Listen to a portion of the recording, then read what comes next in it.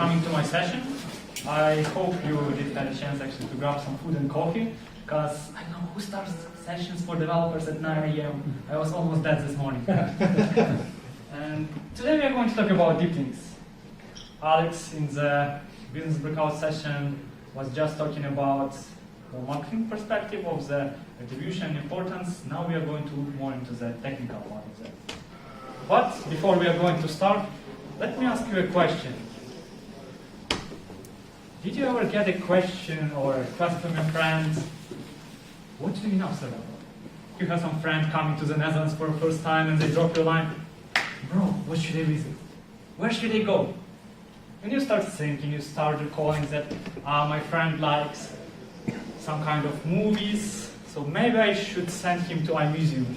And you may say him, just go to Foursquare, search fonts as the second result, and you are done. But on the other hand, if you're going to send a guide like this to your friend, it may sound kind of arrogant. You don't want your friend to go through all those steps. You want to make his experience as smooth as possible. So you're going to just send a link to him. And it doesn't matter on which platform he's going to open. Is it something is going on with this clicker?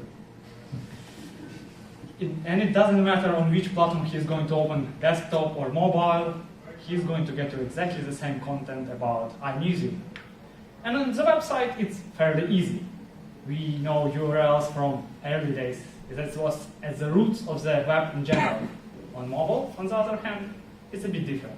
And that's exactly what we are going to talk about today. My name is Vitaliy Zasadnyy, and I am working for a company called GetSocial. For the last 4 years, I was leading the technical department, I was leading the product department, and we are building product for mobile games. We're building a platform for mobile games. And having all this experience, I like to share it. That's why I'm speaking here. I'm running a conference back in Ukraine, and I started a couple of communities around technologies, particularly about Google technologies. At GetSocial, we are a small team of developers. We are based in Den Haag. We have a couple of offices around the world. And we are building a social layer for mobile applications. So if you want to let your people to communicate inside your application, like through news feeds, through chats, you want to bring the people from different social networks and build a kind of your tiny Facebook in your application, we can help you with that. We have SDKs for all possible platforms. But the reason why I'm talking about deep linking, because it's a tool that we use a lot. And to build those nice user experiences when we navigate people from different platforms, from WhatsApp, from Facebook, into internal platforms that we deliver to our customers, deep linking is essential. And we saw a lot of interesting use cases how our clients are using deep linking. We saw a lot of different problems how to overcome this deep linking. And that's exactly what I'm going to share with you. But brief history where the deep linking actually came from. The first roots of deep linking and first mentions were in 2006. But the mentions were in newspapers, in court. The thing is that, I'll be clicking just on the laptop because I'm skipping for 2 slides for some reason. In 2006, the term deep link was more about linking from somewhere to a certain part of the website content. And at that time, like Google, Yahoo were becoming bigger and bigger search engines and more important sources of traffic. And it wasn't clear at that time how, for example, if New York Times is publishing some news, Google is displaying it on the search results next to their advertisement, Google is making money on the content from New York Times, it wasn't really clear if they have right about that. So New York Times were suing Google, suing was rejecting, and it was a mess. But that's how deep linking became popular in the news. First time deep links appeared in the news as a reference to mobile was with the release of iOS 2. iOS 2 back in 2008, iPhone itself was a revolution, and there was a technical capability to deep link users into the content of the mobile app. But the problem in 2008 was absence of any ecosystem of the mobile apps. Apps were very basic, there were no content inside, so deep linking didn't make much sense at that time. Up to 2012. In 2012 was Google, at the Google I/O conference, exactly in May 2012, announced first integration from app to app linking. And that integration was with Pulse News. How did any of you use Pulse News? It was like the most popular news client for iOS at that time. Yes, later on. So they did integrations that from Pulse News you share the article to the Google Plus. From Google Plus, if you click on the article, you will be taken directly into the Pulse News back without any web or anything in between. That was the first instance of app-to-app integration, because previously it was primarily taking users from the web to the application. But the actual boom and active usage of the deep links happened around 2013. Around 2013, the mobile analytics companies started to appear and people started collecting more and more data. And what people saw that mobile users retaining better, they have higher lifetime value, and as a result they spend and you earn more on the mobile users. So a lot of companies invested into their mobile applications and started bringing people from web to mobile. And main driver was mobile e-commerce, like big online shops. That was the main use case at that time. And I believe if you're a developer, who here is developer? Okay, everybody. Good. And if you're an Android developer, I bet you were using links like markets and something to open the Google Play Market directly with the application. Or if you are a Reddit user, which I am, if you wanted to open specific subreddit, you had to create a link with Reddit scheme and then link to your Reddit subreddit. But the problem with URL schemes is that anybody could register to open them. And as a result, when you click on a URL scheme from Reddit, I was getting a bunch of applications that could open that link. And I really doubt that LastPass can give me like reading experience from Reddit that they want. So deep linking was present on mobile, but it wasn't really the best implementation. The user experience was just not there. And there was another problem. It was custom schemes was a technical solution, but it was not really standardized. And even big companies who ideally should have experience and should have think about that ahead had a situation where on iOS their deep links had one format, and on Android they had a completely different format. And it created a lot of problems for marketers. Imagine you want to send an emailing campaign with promotion like buy those shoes with 50% discount.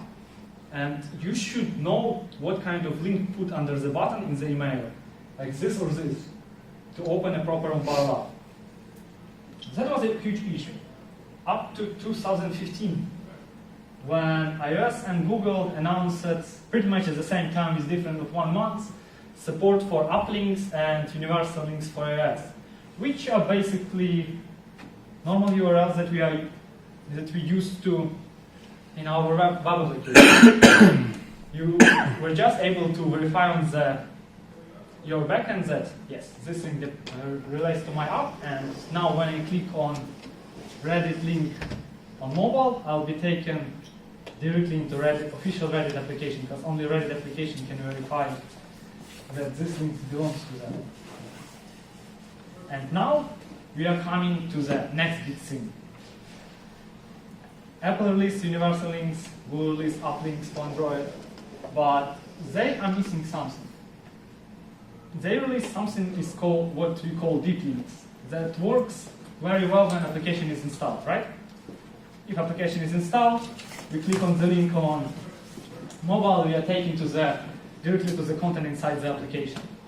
But if app is not installed, the deep links that are offered by Apple and Google at the moment, they're going to take you either to the web page, or if you do a bit more work on your end and redirect users from the web page to the App Store after installation, you're still going to lose all the data about deep link.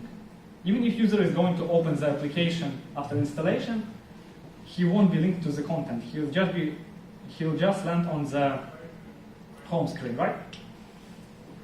And that's where the third deep links and contextual deep links come in.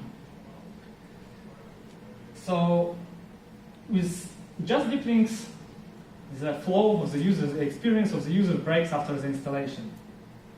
And with the third deep links are able to take user through App Store and link to the proper application after the installation. So if we clicked on the shoe promotion in the email campaign and our application was not installed, we're going to install, launch the application, and exactly this shoe promotion campaign will be opened, but only with the third deep links. Contextual deep links has a bit more magic in it. Basically, that's the same as the third deep links, but they also keep some context on who clicked on the link, where the link was clicked, and when, and any kind of information you want to collect at the moment of the clicking. And then this context can be passed to the application during the launch. That's very important to do the attribution like AppSight is doing. To recap this first part, we went through evolution of deep linking on mobile, first mentioned in courts. We didn't have much usage up to 2012. Then we had release of some kind of standardized deep links from Apple and Google, but they didn't handle the case where app is not installed. And now we have deferred deep links and contextual deep links that can handle this situation. And when people are implementing them, there are a lot of myths or misunderstandings of how all these three concepts works and interacts with each other. And now I'm going to go one by one through the most common myths about deep linking. And first, and the one that I hear the most, that deep linking can be used only for the case that I described, like to take users from link to a specific part of the content. Yes, that's definitely not the most popular one, and the one that marketers like to use, or even if you guide users from web to mobile experience, you click on the link and you open it on mobile in specific content, but it's kind of boring and everybody is doing that for a long time. But think about these pictures that I showed. What if we can attach any kind of data at the initial step of the link creation and then get back this data when the app is actually opened? What kind of experiences we can build with the ability to pass the data through the app installation process and up to the app open? One of my favorite one is personalized onboarding. So imagine a situation, that's one of our clients called Face Off. It's a game from Ubisoft. What they implemented, like when you start playing a game, and it's a multiplayer game, so you need at least 2 people to play with.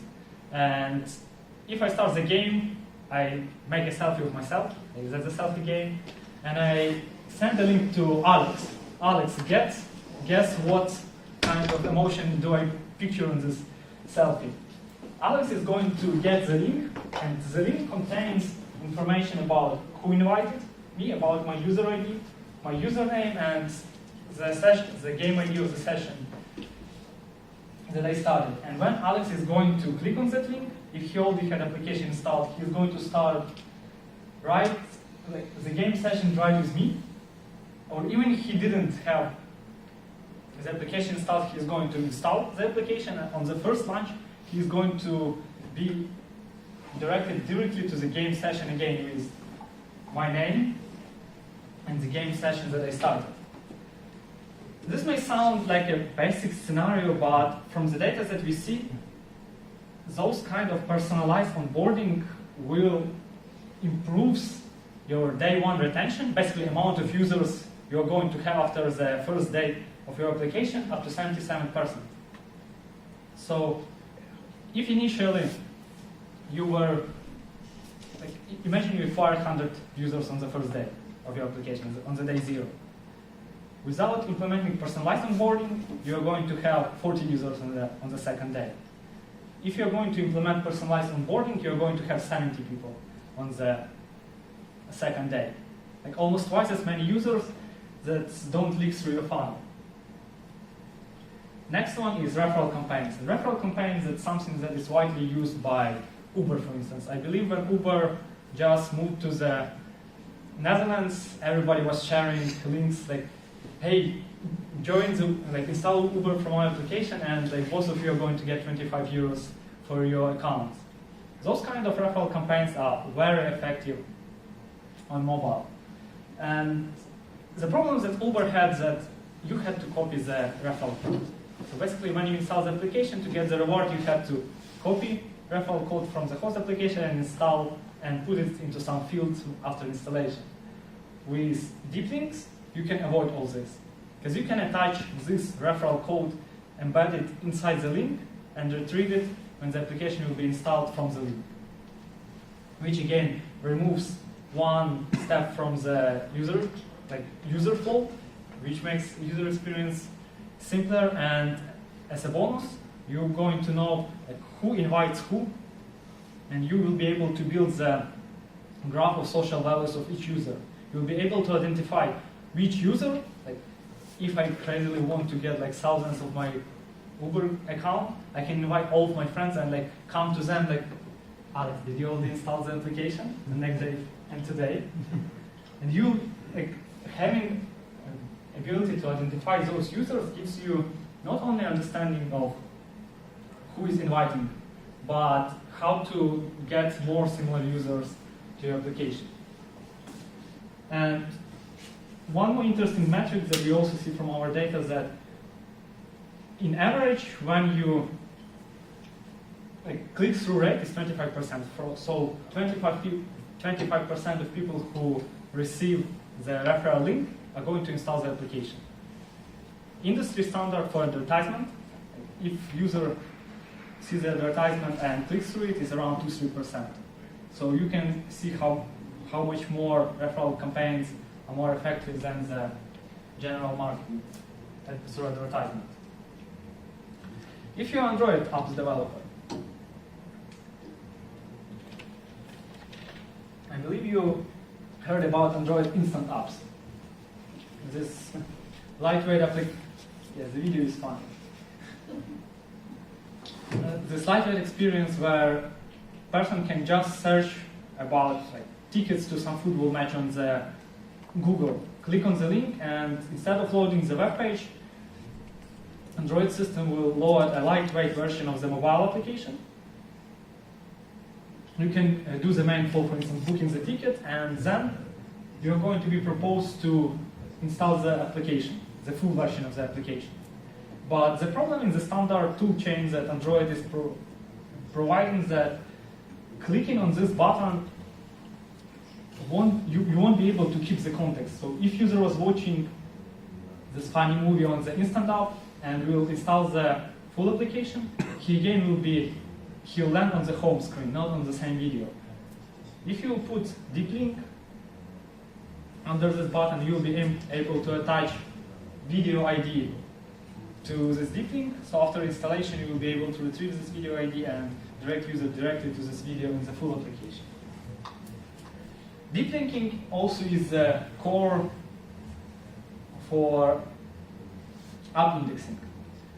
If you want to show your application, if you have content that is available only in application and you want to show up in the Google search results or in Spotlight search, deep linking and app links on Android and universal links on iOS, that's the only way how you can expose your content out of the application to the search engines.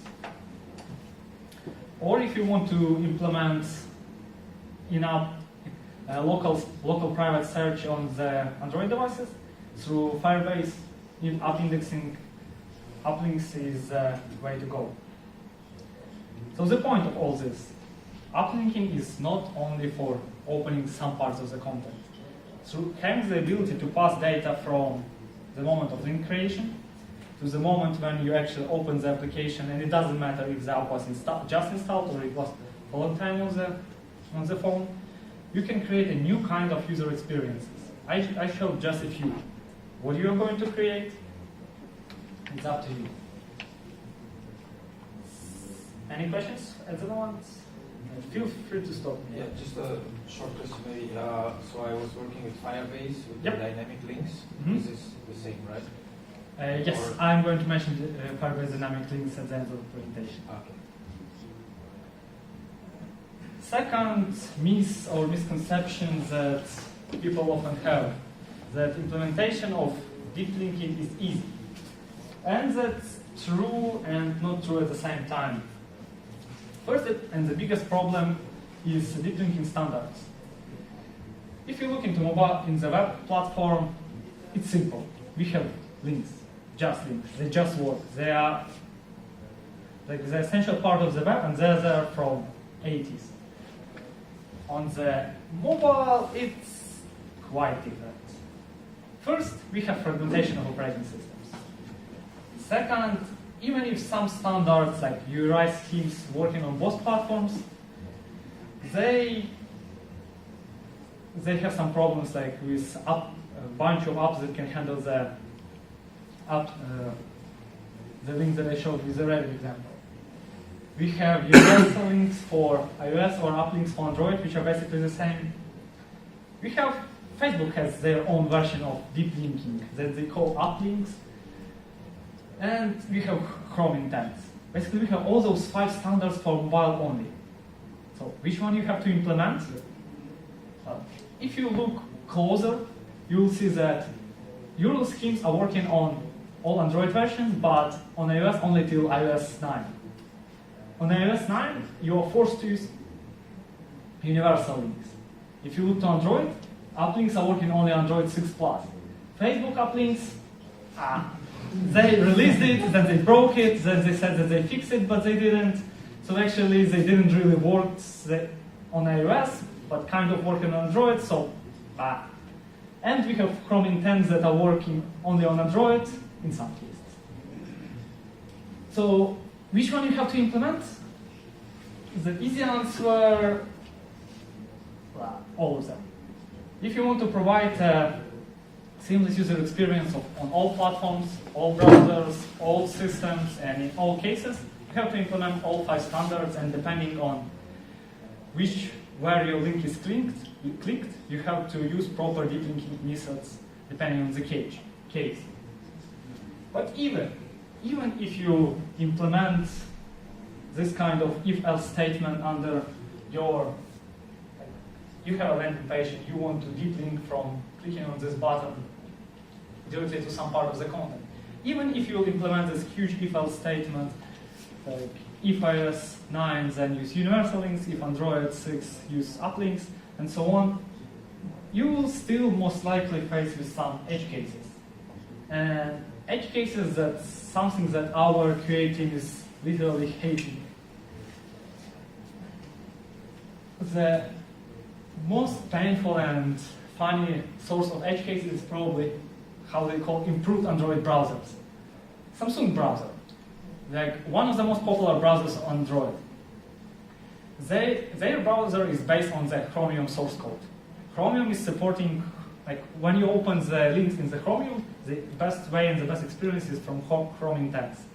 So in theory, if Samsung browser is based on Chromium, you should use Chrome links and they should work. But when they were improving Samsung browsers, they broke fallback URL. So if you use Chrome intents in Samsung browser, but app is not installed, your user is going to get error page.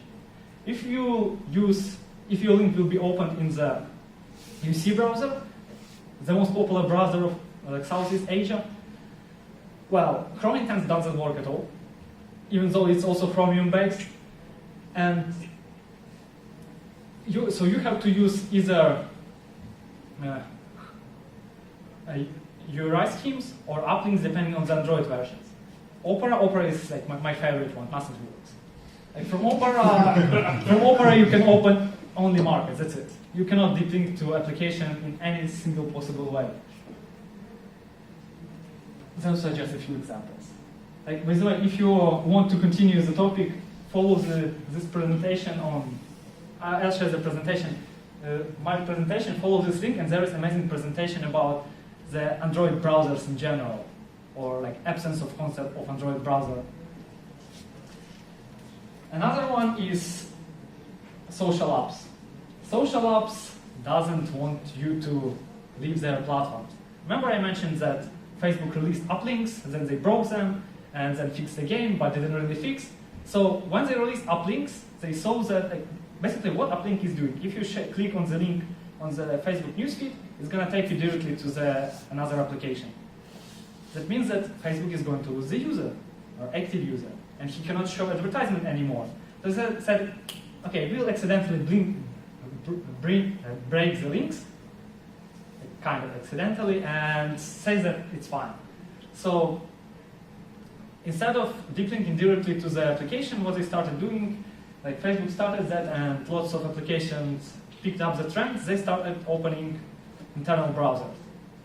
And in that internal browsers is again some modifications of Chrome that doesn't really work all the time. For instance, if you share a universal link on Facebook, you click on it, nothing happens. So you're forced to load a custom landing page, and on that landing page, you have to use, again, either URL schemes or universal links depending on the platform. Same with Instagram, same with KakaoTalk. All platforms try to keep users inside and prevent from using universal links right away. So you have to find workarounds how to get out of the social platforms. And if you start building all the possible combinations of supported browsers, situations if I've installed or not installed, Android versions, iOS versions, you will end up with around 400 cases that you have to handle. That's more or less this amount of cases that our QA team is testing every time before the release we are doing. Luckily, most part of it is automated. So maintenance is a hell. Maintaining the reliable deep linking platform, it's not something that you want to build on your own as a part. Like, it's not your core business. It's better to use someone for that.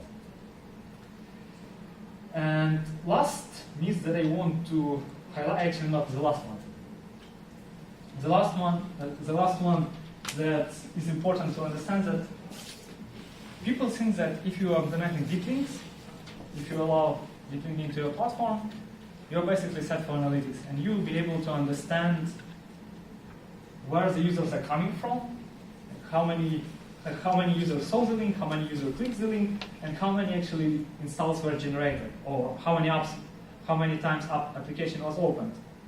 And in terms of opening, yes, you can track that. If application is installed with deep link, you can track that. But if you have to go through app installation process through the market, you won't be able to track installation or attribute the installation to the link without extra work. So this case is working. We click on the link, application installed, we tracked that link is pinned here. When the application is opened, we call up our SDK that this link was opened, everything is good. When you go through market, you lose the information. And the only way to track to attribute the install to the original link is to use the deferred link. Alex was talking a lot about deferred linking in his presentation today, about importance of attribution, why it's important to understand from which channel your users are installing the application, so you know where to invest, either it's Facebook advertisement, Google advertisement, or referral marketing. But let's talk a bit on how you can implement this deferred linking flow. Not on Facebook, unfortunately.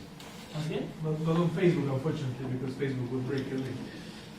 On Facebook, I didn't include it in my slides, but if you're interested, I can cover how to handle deferred linking on Facebook as well. It's third approach that is out of the scope of this presentation. So, if you want to implement deferred linking on Android, what usually you're going to do? When you create the link on initial site, you're going to say that, okay, imagine we want to start the face-off game, and we have to send this game ID, username Vitaliy, and name of the session as the data to our receiver. So what we are going to do, we are going to save this data to some external service and say that, okay, this data has identified something, like 1, 2, 3. Luckily for us, Google Play allows to specify referrer when you are opening the Google Play link application. So you can say that open the application the same Foursquare with the referrer 1, 2, 3. The referrer ID that we attach to our data here. After the installation, we can get the same referrer ID through install referrer broadcasts. Who are Android developers here? Okay, so install referrer like after installation of the application through Google Play is sending a system-wide message that this application was installed, and it passes this referrer data that you attached in the beginning to your application. So you can catch this ID, and as a last step, you can send this ID to your external system and get back the data, and read the data and deep link to the proper part of the content. The good thing is that this system is in place in Android, and it was there from day 0 of existing of the Google Play. But that's only Google Play. It's not going to work with Amazon or with other Chinese markets that are popular on the other markets. But at least for Google Play, it's working. And it's kind of working again. Some applications, like Facebook, are removing referrer when you share the link. So Facebook is going to replace referrer you attached, our ID 123, with referrer Facebook and pretend that they were the source of installation, or they referred this application to the market. Other problem is that install referrer broadcast, the one that Google Play is sending to the system about the application install, it's not really reliable. First, it may be delayed, so Google Play doesn't guarantee that it will arrive in like 1 second after installation. It may arrive in 0.5 seconds, it can arrive after 20 seconds of installation. But your user is not going to wait. You're not going to show spinner for 20 seconds waiting for the data from your backend. So install referrer is not really reliable for that. And Google Play also do not guarantee that it's going to arrive actually. They said that we are going to do our best to send you the referrer information. So that was the state up to half a year ago. But half a year ago, Google Play released new Google Play install referrer API. That, as they claim, should solve at least first problem. And you will be able not to subscribe for data from Google Play, but actually pull the data from Google Play. So whenever you need the data, you can ask, hey, Google Play, do you have data for me? And you can get it instantly, but they still don't guarantee that you're going to get the referrer. Though they say that chances are much higher. So the situation is getting better, but still you don't have the 100% reliance from systems in place on Android that you're going to get this referral data and you'll be able to retrieve. And in that cases, you have to fall back to more generic solution. And that's actually what iOS is doing, because they don't have a way to pass data through the store. They don't have this referral system in place. So usually what you have to do, just like with Android, you have to send your data to some external system to store. But instead of sending it with unique app ID or with some unique ID, you are going to generate a fingerprint for your device. And fingerprint is just a collection of system parameters like IP address, screen resolution, graphic card of the device, like all possible information that you can get, in this case from the browser, because link click is happening in the browser. Store all this information and send together with the data to your external system. Then installation happens, the redirection to the App Store happens, installation on the device happens, and when application is opened, we collect the same fingerprint data from the application as we collect it from the browser on the link. We send it to our external system. We try to match those two fingerprints, and if they are matching, we are returning the data back. Do you see the problem with this approach? So, because the unique data is not really unique. Exactly. And that's particularly the case in the huge corporate networks. Like imagine we are in a DNMR office and we are sitting all from one external IP address. We all got new iPhone X from our office because we are doing so good. And our parameters are pretty much the same. So if all of us are going to install application at the same time, we won't know, like we are going to have a lot of collisions in fingerprints. To improve the situation, you can do something, so this approach is working, but it's not accurate. To improve this situation, you can do something called cookie matching. And with cookie matching, the process is pretty much similar with the only change that as a first step of the process, we are going to generate in the browser some cookie with unique ID, and on the right side, we are going to put empty space, because ideally we are going to expect there a device ID, like the hard that you can get from the application, but not on the website. But on the first stage, we don't know what is the device ID. So the first, we generate this cookie with unknown data. We send this cookie together with the data to our external system. We install the application. And here's the interesting thing happens. After installation, we are going to open the web view internally, get this cookie ID, and at this moment we can get a device IDFA. Like device advertising ID in case of iOS, or Google advertising ID in case of Android.